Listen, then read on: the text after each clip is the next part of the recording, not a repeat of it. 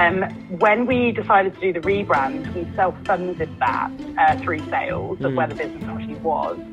And we made a decision when we were making all those decisions around the rebrand. We were like, we are not going to raise money for this because we want it to work. And we want to see and feel that it's working. And we want to get to a cash positive position. And then we'll raise money for specific growth areas and to invest money in something we know is working. Correct. As opposed to plough money into an idea that may or may not work. Well, Helena, thank you so much for coming on my show, the Mike Saraswat Show. And I love your hair. I was actually thinking of doing something with my own hair, but your hair's cool enough. Yeah, maybe give them some streaks. That'd be quite nice. But so nice to speak to you. I think we've been trying to speak to each other for a while now. Yeah. But I really liked your product, and I felt the food, especially the drink in industry in general. Entrepreneurship is hard enough, but to do something in the drinks market is so difficult. And you creating something which is completely from the start. I'm just fascinated by your process, and of course, clearly your success. So today is all about you. We want to find out who you are, what you've done, how did you manage to pull it off, and and what are you going to do? Yeah, and what are you going to do in the future? So over to you. Tell us a bit more about who you are and how did you come about TrueStart? My name's Helena Hills, and I'm the co-founder with my husband, actually, who's not here, of TrueStart Coffee. And we are feel-good coffee. That is what we're about. We are the feel-good coffee company that puts people first. We're an ethical family business through and through. And we are like all about making people feel amazing. That's who we are. Bursting with positivity, with super vibrant, really clean, healthy, tasty, delicious coffee for any coffee occasion you can think of. So we have amazing drinks. We have awesome, fresh, hand-roasted coffee. And we also do a totally groundbreaking barista-grade instant coffee. So everything coffee, making you feel good, bringing smiles to your kitchen, whether it's your home kitchen, your office kitchen, or wherever. That's what we're about. I really like your branding as well. So it's a very fresh, shades of yellow in there, and it feels as if sort of, it's a Brazilian football team for some reason. It just has that appeal to it. It's so funny, actually. You're the second person in literally in the last few days that said the colours remind you of South America. Yeah, exactly. And the coffee, for our original signature Colombian, comes from where I used to live in Colombia. No way. And it's always accidental how the colours of the brand are so super vibrant and that in a way that's fitting with South America. But the colourfulness and the funness of the brand is not an accident at all. We basically, Simon and I wanted TrueStart to really reflect who we are, and our attitude to life, I suppose, which is what the legs are about. They're all about diving in and just diving into life, and that's what it represents. So that's cool that you thought that you felt a bit of a South American vibe from it. Yeah, absolutely. That's very interesting. Tell us a bit more about you as the entrepreneur, because, everyone has ideas. They want to sort of, bottle things, jams, sauces, drinks, and some people will go start that journey, but you have clearly made that leap, and it has kind of paid off, and you are on your way to doing great things. So on this journey, how did you first find the idea, and when was the moment you realized this could actually be a real business? Oh my God. Our story is quite interesting because it's taken lots of twists and turns. TrueStart, as you see it today, really the idea for the drinks really came 3 years ago.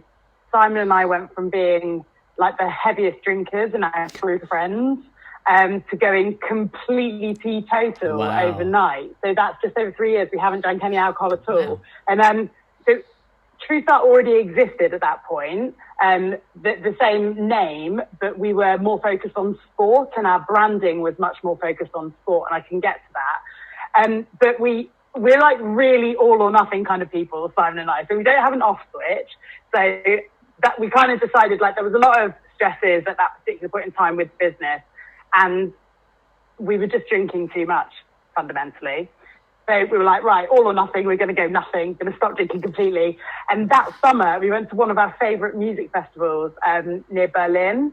And one of the stages was like a Red Bull stage, a Red Bull everywhere. And the only thing we could find that wasn't beer, like alcoholic to drink or water, was Red Bull. Wow. Okay. And we were just like, this is crap. Like, we don't want to drink Red Bull. Shame. And we had our instant coffee, our TrueStart Sporty instant coffee in these sachets. And I've got videos of us at this festival, like pouring these sachets of our instant coffee into bottles of water, even trying it with bottles of fizzy water that like exploded everywhere. Brilliant. And we were having fun with it, but it was like, that was what we drank like the whole time. Wow. And just like crappy room temperature, and it was quite hot. But it did the job, you know. It was like, it made us feel good, it was clean, and that's what TrueStart is all about, is making you feel good.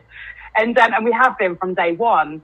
And it kind of planted the seed of an idea. And we went to a friend's wedding in the US as well around that time. And we did like a bit of a road trip.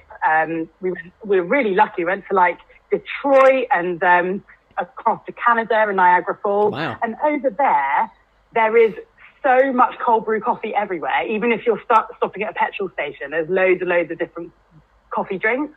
And we were just addicted to it. We were just drinking it like non-stop. And we were like, we just think there's so much potential for cold brew in the UK because it's so like refreshing and clean and yummy. But how do we take this drink that we think has got so much potential and unlock it almost for the UK and make it more appealing and more accessible for more people? Because the coffee industry generally is just so boring. Like, on one side it's dominated by these huge dinosaur brands that we're all like quite familiar with, but their values are a bit, you know, don't necessarily resonate, and visually they're a bit boring and almost had their time. And on the other end of the scale, there are so many like more hipster kind of coffee brands which all do really nice coffee. They're all usually arguing about who has the best coffee. They can be quite niche, they can be quite intimidating and complicated. And we're just like, why does coffee have to be exclusive? Coffee's there to make you feel amazing. We want it to be accessible and like attractive to everyone. So we came up with this idea to do really cool flavor combinations that are familiar enough that you know you're going to love them, but still like edgy enough to get you excited. So we've got like chili chocolate cold brew and vanilla coconut. And long story short there, we launched the only flavoured cold brews in the world that don't have any sugar, any calories, anything artificial. They're just super clean and they make you feel great. And that fundamentally is what we want them to do. So we, when we were doing all of the like development for the drinks, we had decided that we didn't want TrueStart to exist as this sort of sporty style brand that we had ended up honing in on. Because when we had the first ever idea for clean coffee that makes you feel great, we were doing like Ironman triathlon training. So we came at it from a sporty point of view. Interesting. And I mean, funnily enough, I'm not going to let you get a word in edgeways, I'm sorry, but I'm actually quite sensitive to caffeine. And that's why we ever had the original idea in the first place, because I was using coffee as a bit of a pre-workout before going for a run or whatever. But I would feel really, really different every time I had a coffee, and just wasn't making me feel very good. And that was why we ended up really working hard to bring out clean coffee that makes you feel great. So we really, our first couple of years was very much in sport, and our branding was really quite serious, and it looked like a sporty, serious right now. And we had an amazing loyal fan base of customers that we still have. But every time we started to talk to them about like what they liked about TrueStart, and it became like really obvious that it's the vibe of like Simon and I when they met us at events or when they're engaging with the community on social media, not like the sporty look and feel, if that made sense. And we basically made a really big decision because it got really quite well known in the world of sport, right? But we just weren't happy with that. We wanted TrueStart to be able to have so much more of an impact. So we decided to throw it all in the bin and start again to make TrueStart actually become as true to itself as it can be, like visually be a proper reflection of who we are. So we launched the drink at the same time as our rebrand, which is what you see today with the legs diving in and the colours and the vibrancy. And that was 2 years ago. So TrueStart, as it is, has only been around for 2 years, but TrueStart full stop has been around for 5. So in the last 2 years, we've opened a coffee shop, which is what I'm in at the moment, and we've got all these amazing fresh coffees and our new big tubs of barista grading. I love them. So it's been a quite roller coaster since then. But I suppose does that answer a bit of a how it all does. started? It does. So and it tells me all the the amazing and the randomness of the whole process and how people sometimes feel there is a plan, but clearly, as you demonstrated, it is it's your entrepreneurial will to keep going and embrace any new change, any feedback that you're getting, and be very intuitive about the process. I really enjoyed hearing that you did a massive pivot, even though you were building a niche in the sports space, because absolutely true to your name, like TrueStart, I would see this as a morning coffee as well for executives going out, having it in all Regis, we work with their reputation now, but with everyone's sort of, communal working areres where people would go for this. That's exactly where we are now. We're in an awesome co-working startup space called Runway East, and we're partnered with them to run the coffee shop, but we're members as well, and they have these awesome spaces for co-working for lots of different businesses. And we supply lots of offices now for exactly that reason. And it was definitely a big leap of faith to completely throw away the old branding, which had really established itself, and start again. But we basically made the decision that if TrueStart didn't exist as what we wanted it to be, or the potential to get there, we didn't want it to exist at all. Nice. We just want to be true to ourselves with it. Otherwise, it'd be really hard to do it because you have to be obsessive and obsessively passionate about what you're doing. And we just got a bit fatigued with the sort of stuck in sport thing, because we love sport, but it's not all of who we are, if that makes sense. No, it does. It sounds a bit strange, but or probably not strange, but cheesy. TrueStart is almost less about the coffee. Like, we're a bit of an antidote to all the sort of hipster stuff, and more about the feeling, more about making people feel awesome. And I kind of see pretty much everyone loves coffee. So if there's one vehicle that you can choose to make as much of an impact and to make as many people feel great as possible, then it's a pretty good one, because so many people love coffee. So we're all about being inclusive with, like, making people feel awesome, as opposed to requiring someone to be like George Clooney. Yes, exactly, to be able to. Or whatever. And it kind of just united, I suppose, the whole TrueStart community by our together we've all got the same kind of outlook on life, like a really positive outlook on life, as opposed to united by like what we wear or something, No, I hear you. And I also see, now in lockdown, there's a great potential for incentivizing employees, and you've got 20 employees, 200, 500, whatever. Give them a little voucher for TrueStart, or send them little gifts of coffees. And I think this is a really good idea. I really like the branding; it stands out. So I was thinking, you always have to think of it sitting on a kitchen counter, or sort of, in the office kitchen, and see whether it'll stand out. It just stands out. It's like that beacon. If you are tired, you need to get me. I know. It's like, I'm coming to you. Yeah, exactly. It's like quite funny, because we have small tins as well. Cute. These big ones launched the week before Boris announced lockdown, right? And they're catering tubs, so they're designed for obviously offices and food. Correct. Yeah. But a lot of our office contracts obviously just got paused, and 95% of our revenue disappeared when COVID hit. But we were like, oh no, like we're going to put it on the website anyway, and we're going to focus a lot on e-commerce and independent retail. And I was a bit like, who's going to buy a massive tub of TrueStart for their kitchen? But it turns out that there's literally, luckily, no more like perfect product for lockdown than a massive bloody tub of really awesome quality instant coffee. It's going to make you feel good, because people are drinking all their coffee at home now, and they want a bit of a coffee shop experience at home. They want it to be like, because they're missing the coffee shop, right? They want it to be awesome, but honestly, most people cannot be bothered with fast. So it was really well timed, and I've been blown away by how many people have been buying these. So we've got people on our website who are getting them delivered on a weekly or fortnightly basis to their house. And I'm like, there are 250 cups of coffee in there. Jesus. It's hilarious. So actually, it was lucky timing, really. Oh, good. And then we launched the smaller tin like halfway through lockdown. Oh, fantastic. Yeah. So tell us a bit more about the quality, because the business of food and drink is very easy in one way, but also extremely hard, because the entry is so easy into the business, and you have to compete on so many levels. Of course, your branding, storytelling, and that's one half. And the second thing is to get repeat loyalty. You need to sort of have a fantastic product. So let's talk about the quality of the actual coffee. So could you run us through that?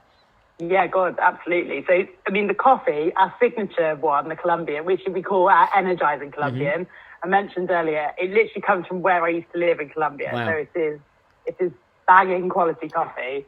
All of our Honduran, our Ethiopian, our Colombian, they're all specialty grades. So they're like the top type of coffee. I'm trying to just be really like labor. I'm not big on the like silly words, but anyway, to be honest, the big difference with our instant coffee is that, so you know, regular generic instant coffee, and there are lots of very generic, very huge brands that we all know of in the instant coffee world that dominate completely. And the reason that instant coffee gets a bad reputation is because commodity grade beans, so basically the crappy beans, which make up the vast majority of coffee crops generally. The expensive coffee beans are expensive for a reason, because there are less of them, right? So commodity grade beans make up most of the coffee in the world. And those are the beans, just the cheaper, less tasty. Those are the beans that are used to make generic, regular instant coffee. But the taste is a bit crap. Like you can't make great coffee with crappy beans. So that's why.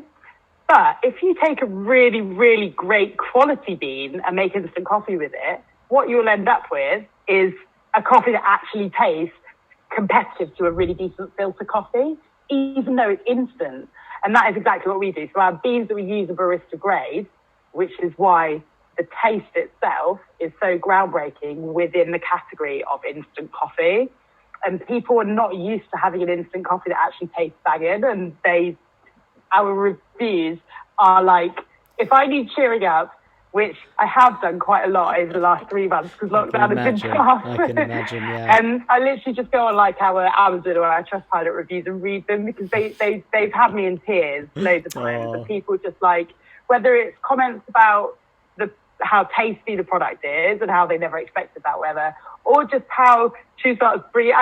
Like, you get words on there like, it's brought sunshine into my kitchen, and like, I just love it. So for me, the things like taste and sustainability factors being ingrained in your business, and just ethical practices are what I call like hygiene factors. I think that they're like a requirement. I don't believe that they're a uniqueness. I don't believe that they're a unique selling point. They can be for a product, but not for a brand, if that makes sense. So definitely the taste of our instant coffee sets it apart from all other instant coffees. But really, something like taste should never be the core reason a brand exists, because it is replaceable, you know? Somebody else could go and get amazing quality beans and make it into instant coffee. Like, it's not a secret. So it's something much bigger than that gives you permission to exist in the long haul, and that's where TrueStart's ultimate ultimate like mission to actually make people feel amazing.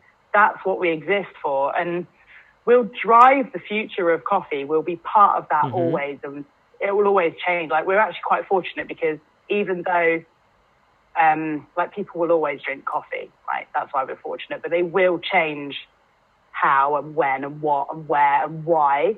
So we've always got to stay ahead of those kinds of trends. And I really see TrueStart as driving a lot of that. And that's where like the drinks come in, for example, like cold coffee drinks. They were not a thing 10 years ago, 20 years ago. Like our parents' generation are like, nah, I'm not into that at all. But those things will always change. And that's why like a product-based USP is not like, it's not enough. You know, it's required that it tastes amazing. No, that's very true. It's required that you have like an ethical approach to business these days. Like, well, I mean, obviously some of the mega corps certainly have questionable approach to ethics. But certainly from a startup perspective, like people really want to see that they're buying from a transparent business, one that they can see the people behind it, people like that, because they really want to know that they're spending their pounds in a place that's having an impact on other human beings. And that we're really seeing that, you know, like, especially even the last few months, that's been accelerated because people now are wanting to support smaller businesses, support British businesses, and support certainly independent businesses like more than ever, which is amazing to see.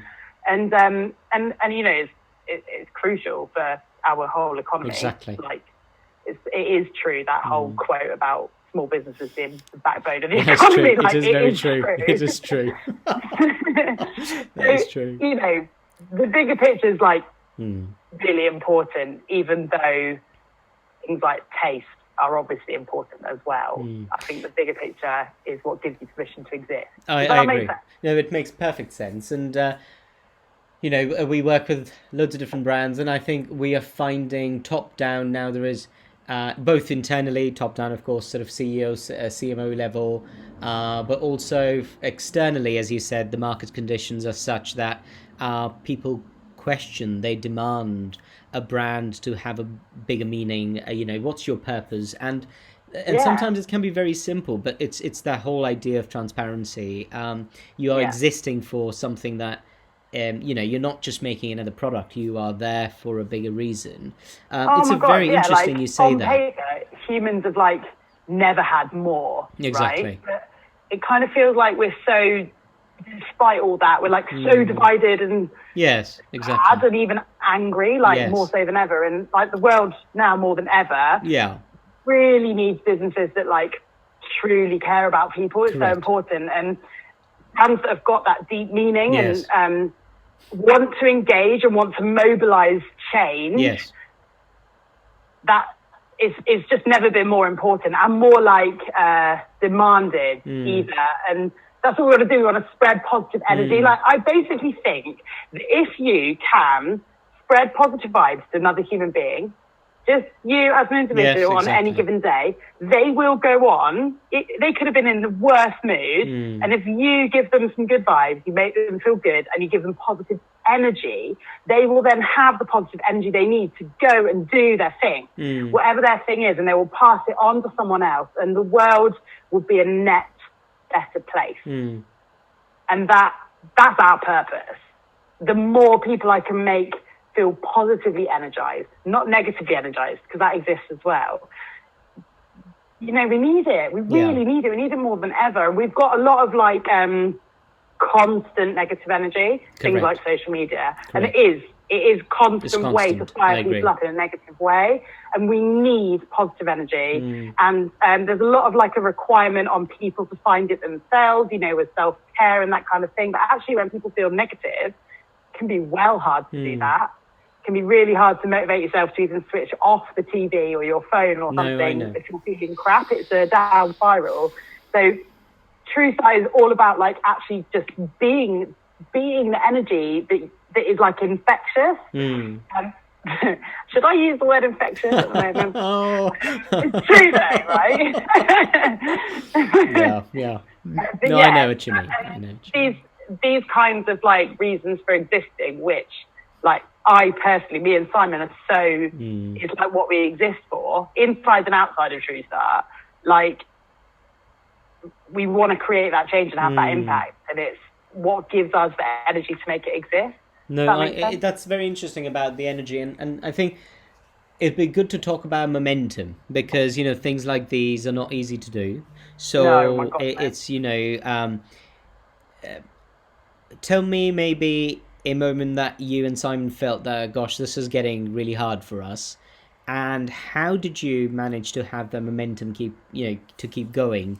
I know there was a bit of luck and sort of a chance that plays a big role, but how did you both sort of keep your energy going during those really hard times? I think we're still due our luck, to be honest. Where we've got to today is like a result of massive amounts of hustle. Yeah. Okay, so we've definitely had loads of hard times, loads and loads and loads. And Simon and I, sometimes people say, how can you like be married and do it? And I'm like, actually, it's quite helpful because we talk a lot about it all. And we're constantly, less so now, but before we felt like we had nailed what we want to put out there, we used to constantly be like, what are we doing? Why are we doing this? Like reminding ourselves, like, and always giving ourselves the option to not do it anymore. I think that's really important, because you see business owners that have just got so fatigued, and we didn't ever want that to happen. It's not the reason it exists. So, I mean, early doors. Did you asked me for a specific example, right? Yeah. So if you had where you actually had to have momentum personally, where both of you felt we need energy, we need to keep going. Yeah. Okay.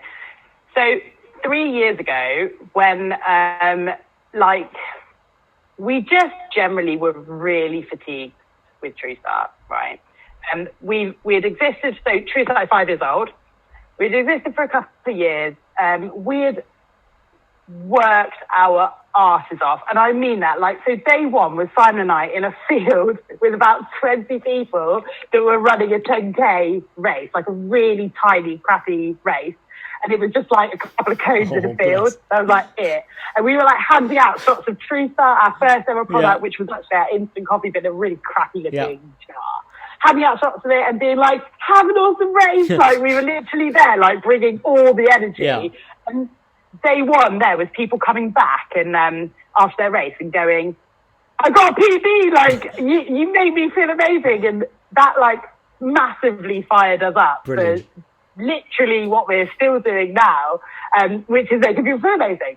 And that from that point on, we were at events like events like that, but then also up to much bigger events, like twice, 3 times, sometimes more than that, every single week. It was like, wow. It was mad, and that is hard work. Yeah. Like, and also all these sports events, they start at like 7 a.m. It's true. The number of times they're up at like 2:30, 3 o'clock to drive somewhere miles away. Like, honestly, it's ridiculous. And we loved it though, I have to say. We did, and we were a bit younger. We didn't have children, so those things are okay.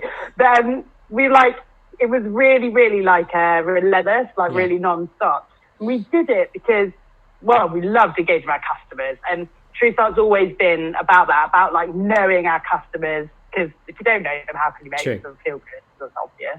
And I know so many of them by name, like it, and from those years of just going out to all these events in the sports world, particularly, it was like endurance sport, really, like running and stuff. It's a small world, so we got to know lots of people really quickly.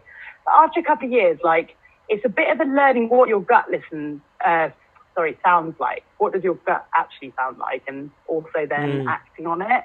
Because every time we did something that didn't feel quite right, it always would fall apart. And that couple of years, we just felt like we were working so hard for so little big picture return. Like, we were like, is this going where we want it to go? Like, we know that people are really starting to recognise TrueStart's coffee before, blah, blah, blah. Is it really achieving what we're trying to achieve here? And 3 years ago, that summer, like, I was diagnosed with endometriosis after years of pain. I had a big operation, and just like generally like, I mean, I couldn't be that hustling that active, hard yeah, with I see like what you recovering mean, from this operation. And that was when we went to this festival. We took our TrueStart van and we went for a few weeks around Germany and France to like just clear our heads a bit. And went to the Tour de France. It was really cool. No. But we were just generally like, we knew something wasn't right. And we had some difficulties with the team we had at that time. And went to this festival, started having these ideas for drinks and stuff. And we were just like, we really want, like, we love music and festivals. That's why we were at one, right? And we were like, we really want TrueStart to be able to be here. Like, this is what we want. And it was like, that was when we really started to come to the conclusion, you know, that the business wasn't where we wanted it to be at all, in every way. And that September, we went to like the cycle show at the NEC, which was on paper, it was our third one. And on paper, it was amazing. Like our sales were brilliant. If you bought a coffee there from the NEC, it was in a TrueStart cup. It was TrueStart beans. Nice. So we had great brand awareness, and people were coming up being like, "Oh, guys, it's so amazing to see how much it's grown and everything else." And Simon and I were in the van on the way back from the NEC, and incidentally, it was 2 or 3 days after we found out that I was pregnant with Leo, so I was like knackered as well. There's all sorts going on, and we just sort of looked at each other, and we were like, neither of us enjoyed that at all. Wow. And we really realised that we were like, we can't carry it on, because we can't do something that we'll end up really hating it and resenting it. But we knew that we didn't want to stop TrueStart. We knew it wasn't the end for TrueStart, even though there was a huge amount of work to do to make it what we wanted it to be. And we met an amazing lady called Kerry who, like, we basically engaged on like a marketing. Sure. She's like a really senior marketing person, like a project to do the Rebrand basically. And she introduced us to the amazing agency that did Brand Over and all that kind of thing. But I suppose what I'm trying to say is back to your question about when we needed momentum, or like when we felt momentum was fading, like we needed to like be all in on that, because it was like the decision to throw in the bin a business that we had made into a business. You know, it could pay our salaries, but we didn't want it.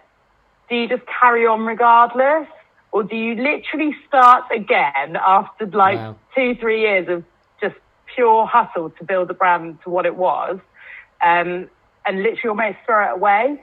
And the thought of throwing away all that hard work was like, made you like feel sick. I can imagine. But we were like, we're going to do it. And it felt good to do it. But critically, we had amazing people around us, like help us believe in what we were doing, believe in ourselves. Again, sounds really cheesy, but you need that, I think, because we were really, really fatigued at that point. I can imagine how tiring something like that can be. You know, I've been to a few shows, and I remember in the early days when we were starting Ecstasy about 12 years ago, you know, you go to shows, you try and build, you know, we're a B2B business, you guys like, you know, different, but shows can be just so difficult to navigate through and just drain your energy out, and good on you to keep going. But I really liked about what you said about the fact that you were very honest, both of you, with the idea that, okay, there is a possibility we might want to close it, we're not enjoying it as much, but let's give it one proper try. Not, you know, go back, find experts, do the right thing, and then see if it works. And I think that honest conversation. The premise of TrueStart has never changed. Yes. To give people that clean, positive energy that makes them feel great has never changed. Not since day one. We were just not doing it in the way we wanted to. It almost got so serious when we were all about making people feel good, and seriousness and feeling good and fun. It was kind of like a bit of an oxymoron. And that's exactly it. Like we didn't feel like we've tried it and it hasn't worked. We felt like it's just course correction. Correct. That's what it is. Correct. The North Star is somewhere else. And exactly. And it's like course correction, but course correction that is starting over, doing a rebrand, like changing everything but the name. We were like, oh my God. And we actually, funnily enough, we decided to discontinue our instant coffee, which we used to call performance coffee because it was sport and it's all about the clean performance boost, right? It's the same thing, like clean boost, but because we're sport, we thought that was the best name. So we called it performance coffee. It was a really popular product, but we decided that it was like too niche and too sporty, so we discontinued it. And when we launched the rebrand, we launched the drink, and now we're like fresh coffee. And it's been a running joke that since we discontinued the instant coffee, that every single day, even between discontinuing it and bringing it back, there were 2 Christmas days. And even on those Christmas days, we would get at least one and usually a few like inquiries, like where's the, so I got one yesterday, where's the performance coffee? And then just saying, like, where's this product gone? And we were like, oh my God. And then obviously, like, so our vision is to become a coffee master brand, right? So that we have got products for whenever, wherever, wherever, however you want your feel good coffee.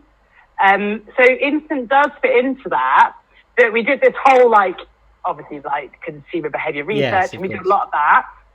Like, we're going to bring it back. We're going to give it a more appropriate name so people understand it better. And with our new branding, those 2 things together, you know, it should be a winner. And we put it back, and it has been a winner. And I was just like, I feel so happy that we've had really loads of amazing messages from customers who obviously used to drink it when we were sporty brands. And they don't care. They know full well that TrueStart is still about the same thing, and it's the same reason for being. And actually, when we first started the branding journey, I said to the guys, I want TrueStart, when we unveil the rebrand, I want our proper, hardcore, long-time customers to feel like they can breathe a sigh of relief. Because TrueStart actually now visually matches what they always knew it was. Interesting. And that's exactly what was achieved by the amazing guys at Brand Opus. And yeah, they're all backed by the barista grade instant and just really happy that it exists again. I'm really happy it exists again. I'm drinking way too much of it, but no, this is amazing. I think what you've just said is interesting, because you took a brand first focus on a second time around, which is very interesting. Large brands tend to have that privilege to do that, so I think well done on you to try doing that. In terms of your sort of on the more business side of things, how do you find yourself at the moment, your journey? So you are in a couple of retail stores, you're also online, you're going through Amazon. Are you selling directly as well, or is it? Yeah. And e-commerce. So e-commerce, when we were sporty TrueStart, was pretty much all of our sales. Sure. And then almost nothing after we did the rebrand. We just stopped focusing completely, because drinks are an impulsive purchase. Correct. So a lot of our volume on the drinks comes from actually like big funky offices that do great volume, but also like convenience and places like universities, where we're in like all the grab and go fridges across campus, all the places that are closed, by the way. That is very right true. Now, as you can imagine. But it's the drinks really are a healthy energy drink, if you think of it like that. So they do best on the go. Like anywhere you find a tired parent, I always joke, TrueStart sells quite well. So we sell quite well in like zoos, recreational places like that, and places where young families are, and the parents are like, oh my God. Oh God, here we go again. So that's where the drinks really do great volume. So we have a good focus on food service, which is what we kind of call that. And then retail, independent retail is great for us, and then e-commerce. That's interesting. Now, in terms of your aspiration for growth, are you, a lot of founders are always debating what should they do next. Should they get a big funding round and cash inject and sort of grow from there? Should they keep it organic? slowly ticking, and then hopefully, as they get organic growth, they get some good PR, and then they grow from there. What's your plan or your journey going to be like? Are you going to take some silly money and become huge? Taking silly money doesn't necessarily mean you become huge. So Simon and I have what we call a flywheel approach. So you know how, do you know what a flywheel is? Because before Simon introduced me to the concept of a flywheel, I didn't either. So, but now I'm like, our flywheel approach. Go on, tell me. So Simon is an engineer. Makes sense. Before TrueStart, he was an engineer. So he talks about things like flywheels as if everyone is like, that. So it's like a huge, I might even be wrong, right? But it's like a huge wheel. This is what it is in my mind. Sure. It's usually part of machinery, and it takes loads of consistent momentum to get it going, because it's so big and it's so heavy. And once it's going, it's very hard to stop. And the tiniest bit of additional momentum, the tiniest additional push will make it go faster, and then faster again, faster again. And then suddenly you've got this, eventually, it's probably a better word than suddenly, eventually you've got this great, big, amazing thing that has got perpetual momentum. And you don't get that by completely changing what you're doing every 5 minutes and having a different strategy and, waking up with a great new idea and literally putting everything else in the bin and going after that. You don't get the flywheel benefits from that. And actually that's where Simon and I complement each other quite well, because I am very you can probably tell, I'm very all guns blazing, want to get everything done yesterday. Someone in the team will come up with an idea and I'm like, and when it's one that I'm like, oh my God, we have to do this, I'm literally like, who's doing what, when, we need it done yesterday. And Simon's like, right, calm down. And that's where we complement each other really well, because he then actually looks at the feasibility and whether it actually is part of where we're really clear on where we're going. And does it fit into that? And that all complements each other quite well, the two approaches. And I've completely forgotten your question. No, in terms of raising money, would you be raising external funding? We just closed a 250k investment round, sure. Which is for growth. So what I don't believe in is being a startup that hemorrhages cash and then just continually raising more money just to hemorrhage more cash. Mm-hmm. You have to hit the nail on the head and then understand what's working, and then you can invest money in growth. Sure. It's so obvious when it comes out of my mouth like that. It sounds so obvious. But the reason I'm so sure of it is because we raised a lot of money, too much money, before we even had a product. Wow. So we raised £300,000, which for a non-product bearing business, Correct. It wasn't even a business. We raised £300,000 off a concept, and we honestly might as well have put it in the bin. Wow. I mean that.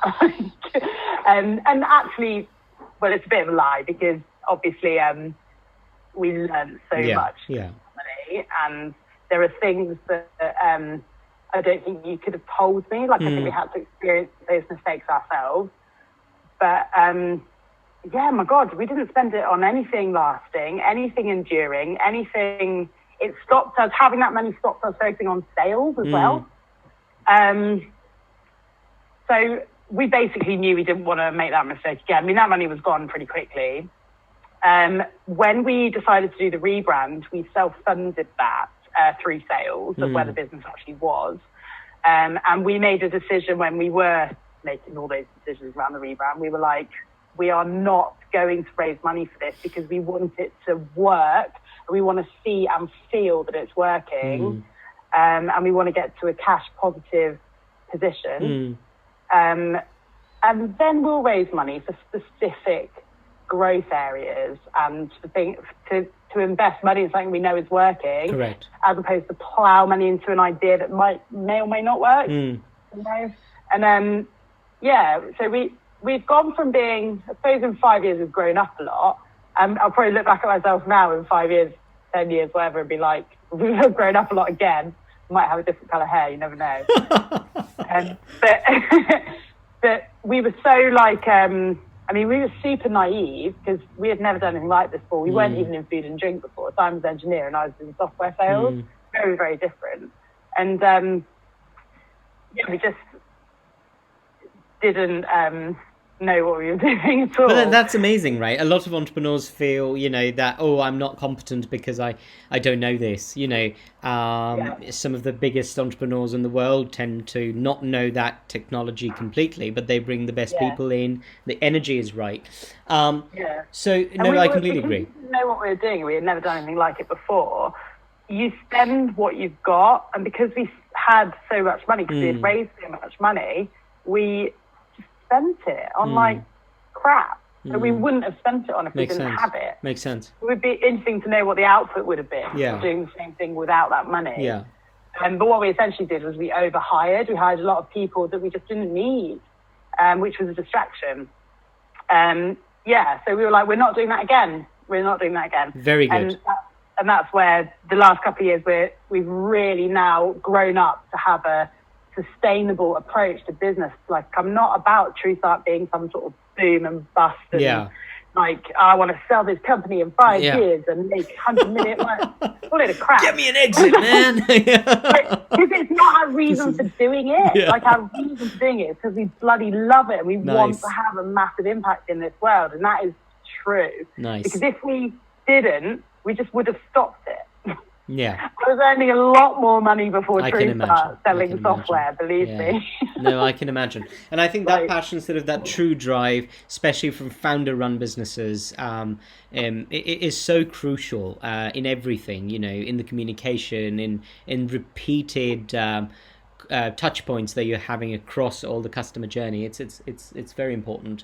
In terms of any advice to any entrepreneurs coming in the future in the food and drink sort of segment, is so competitive. Is there any sort of pro tip from you after 5 years of learning? There's one quote that I don't know who it is. Maybe it is Bill Gates. Okay. Sometimes I think it's Tony Robbins. I don't think it really matters. No, that's fine. Definitely not my quote, but it's one that I really like. Because I'm just trying to make sure it's clear that I don't think I came up with this. Most people overestimate what they can achieve in a year and underestimate what they can achieve in 10 years. Yeah. And that, for me, is basically epitomizes the hell for leather versus flywheel approach. And the flywheel approach is how you, out of nowhere, certainly not out of nowhere, but within 10 years, you've created just something that is truly on the path to what you are dreaming of achieving. If you try and, it was very hard for me to get my head around this for a really long time, and it's why it resonates with me so much. You try and achieve stuff. I want to achieve stuff overnight. I want to achieve stuff yesterday, like I said, and it's really hard to see things moving slowly sometimes. And things do move slowly because not everybody else is going at the speed that you're going. And like when you're talking to for example, when you're talking to the grocers, you're never going to have an overnight success there. Like, these are long games. Correct. And getting your head around that and being like, what's the core of what we're doing? What is our core business? And making sure we're on track for that. It just, that I think, it's the flywheel thing, and it can help you not be distracted. I'm very easily distracted. Which is another thing that Simon's really good at. Is he focused? Is he more focused? Yeah. Much more focused, yeah. And so I suppose it's that. But the other thing is you have to be like obsessively passionate, I would say, about what you're doing, because otherwise you won't get through the down days. Because like, there's so much glamorization of entrepreneurship, and I'm really not into it. It's really hard. And it isn't for everyone. No. And you're not lesser of a person because you don't. In fact, quite the opposite. Yeah. Like, people that think they're going to have it easier because they work for themselves, start their own business. Like, I'm like, I will be devastated for you if you find out the hard way. True. It can be really tough. And you've got a lot of like additional pressures that you don't think of half the time. Like, and that's all been highlighted massively with COVID, is like, we've got a whole team of people who are reliant, obviously, on their jobs, and we love them to death. Like, that's been a huge amount of pressure. I can imagine. And like, that's why you have to be obsessively passionate, because if you're not, it will cross your mind way too often to just fuck it all off. Yeah, no, I can imagine, because you have to be so passionate about it that the small hiccups and the roadblocks, you're like, we will go over them, we will take a little hit, because it's worth it in the long run. So, and I think that's what true entrepreneurship is. It's really a journey. It's enjoying the process. Of course, rewards are there now and then, but the milestones, they can be separated by years, and sometimes it's hard to see that there is the next one coming soon. So it was absolutely amazing talking to you. I would do a quick fire round with you. We're doing it extempore, off the cuff. You and I both. Anyway, so the quick fire round. So morning person or night person? I have never been a morning person. Okay. But I have 2 babies. Yeah, I can understand. So I am now. I know, yeah. But Simon and I are so we were always the ones up until 7, 8 in the morning on a night out. Wow. It's a big part of the reason we stopped drinking. But we were really those people, And still at festivals, we can really it's certainly nighttime. Brilliant. But we have 2 babies now, and they love getting up really early. So we have no I can imagine. No, I think it's incredible. Obviously, the coffee helps with that. So. Yeah. Coffee, instant coffee or filter coffee? Instant. I am not into coffee bullshit game. You've probably gathered that. And our instant coffee is unreal. And brilliant. I just can't be dealing... And right, back to the babies. I'm well busy. Loads of people are really busy. The reason instant coffee is in 85% of households in the UK, and it's because people cannot be asked with the faff. Sure. And don't get me wrong, we have amazing filter coffee. Yeah. And I have as you can imagine, I'd be weird if I didn't have all of TrueStart's products at home all the time. And sometimes I'm like, you know what, I'm going to make myself when I make a filter coffee, it's one of these V60 things. I make one of those and have 5 minutes me time before Arthur starts crying or whatever. And don't get me wrong, I really enjoy it. But for me, it's all about that. I'm just banging on the tub here. It's all about TrueStart Instant, obviously not crap instant. Makes sense. Launching TrueStart on the London Stock Exchange, or keeping 100 TrueStart employees happy? The latter, no doubt. My God, all about putting people first. It's what brings me joy. Brilliant. PR or advertising? Really cool, disruptive advertising. Okay, startup entrepreneur advice for another drinks brand. Started with 500,000 or 1 million? Less than either of those numbers. So I would say that it's so important to prove a concept before getting any money. And then you can get a bit of money, but you obviously going to need a bit. But you need to prove a concept. Otherwise, any money you have, pre-proven concept, and by that I mean that a significant number of people will actually part with money for what you've got. And also Simon always says, there might be a gap in the market, but is there a market in the gap? Yes. And all that kind of thing is kind of critical. And until you've really got your head around all of that, the money that you do raise or have won't be put to as good use as it won't be used efficiently. It won't. So the wastage will be a lot higher. So I would say early stage, the lower of the two numbers, but I think 500,000 is still way too much. Okay, brilliant. And finally, do you have a role model, fictional or real? So I definitely have a few, and different ones will pop into my head at different times. But who I massively respect in the world of entrepreneurship is Alan Barrett and his wife, Juliet. Those two are they've created something so very awesome, and they are just such a fantastic example of British entrepreneurship. They they've like done things that everyone said you can't do, like with, they've completely blown apart. No pun intended. Obviously, I'm talking about grenades. Oh, of course, yes. They've blown apart the confectionery category with a product that is more expensive, new, so like could be perceived as weird and all the rest of it.